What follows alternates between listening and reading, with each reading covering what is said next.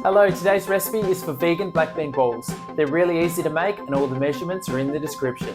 These black bean balls are a source of plant protein and fibre. The first step is to drain and rinse the black beans, and then add them to the food processor, along with the breadcrumbs and a roughly chopped onion. And now season with garlic, pepper and soy sauce. Now process until everything is combined. You know the mixture's ready when it forms a dough like this when you push down with a spoon. Now take a spoonful of the mixture and then roll it into a ball using your hands like this. Now place it on a tray if you're baking them, or in the air fryer basket to air fry them, and then repeat with all of the mixture.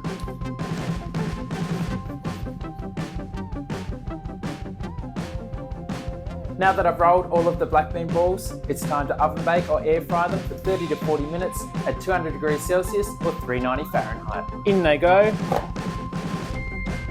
Be sure to shake them halfway through the cooking time so they cook evenly. They're great with a dipping sauce, or like this as vegan spaghetti and meatballs. I hope you enjoy. Thanks for watching and subscribing, and I'll see you on the next video.